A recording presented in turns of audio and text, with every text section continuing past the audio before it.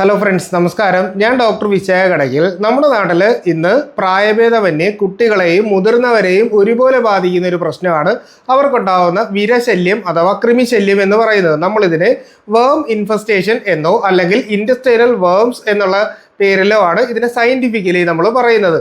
പലപ്പോഴും നമ്മുടെ നാട്ടിൽ ഈ പ്രശ്നം ഉണ്ടാവാനുള്ള പ്രധാനപ്പെട്ട കാരണം എന്ന് പറഞ്ഞു കഴിഞ്ഞാൽ നമ്മളിപ്പോൾ കണ്ടാമിനേറ്റഡ് ആയിട്ടുള്ള ഫുഡ് നമ്മൾ കഴിക്കുന്നു, എന്തെങ്കിലും തരത്തിലുള്ള ആഹാരങ്ങൾ കഴിക്കുന്നു, അതുപോലെ തന്നെ നമ്മൾ വെള്ളത്തിൻ്റെ അകത്തൂടെ നമുക്ക് ഇത്തരത്തിലുള്ള പ്രശ്നങ്ങൾ വരാം.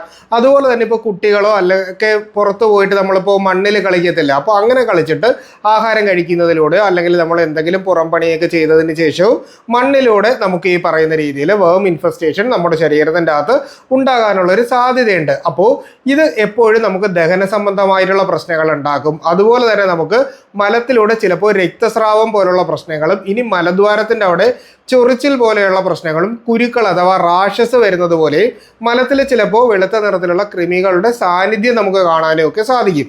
ചിലപ്പോൾ ഇതുകൊണ്ട് നമുക്ക് ശരീരത്തിൽ എത്ര ആഹാരം കഴിച്ചാലും ശരീരത്തിൽ പിടിക്കുന്നില്ല എന്നുള്ള രീതിയിലുള്ള പ്രശ്നങ്ങൾ വരും. അപ്പോൾ നമ്മൾ ഈ ഒരു സമയത്ത് ആൽബൻഡസോൾ എന്ന് പറയുന്ന ഒരു മരുന്നാണ് നമ്മൾ പൊതുവേ കഴിക്കുന്നത്. അപ്പോൾ ഇതിൻ്റെ അകത്ത് നമ്മൾ ചെയ്യാനുള്ളത് ഒരു ഡോക്ടറുടെ നിർദ്ദേശപ്രകാരം നമ്മൾ അഡൽട്ട് ആണെങ്കിൽ അഡൽട്ട് ഡോസും, അതുപോലെ തന്നെ നമ്മൾ കുട്ടികളാണെങ്കിൽ കുട്ടികൾക്കുള്ള ഡോസും നമ്മൾ കറക്റ്റായിട്ടുള്ള ഇടവേളകളിൽ കഴിക്കണം.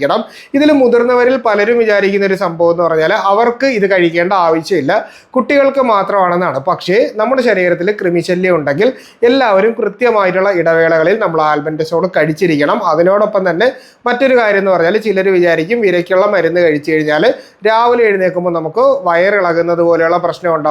പൊതുവേ ഇപ്പോൾ ഉള്ള മരുന്നുകളിൽ നമുക്ക് വയറിളകുന്ന പോലുള്ള പ്രശ്നമില്ല. പിറ്റേന്ന് രാവിലെ നമുക്ക് ജോലിക്ക് പോകാനും സാധിക്കുന്നതാണ്. ഒരുപാട് പേർക്കും സംശയമുള്ളൊരു മേഖല ആയതുകൊണ്ടാണ് ഈ വിഷയത്തിൽ ഇന്ന് ഞാൻ നിങ്ങളുമായിട്ട് സംസാരിച്ചത്.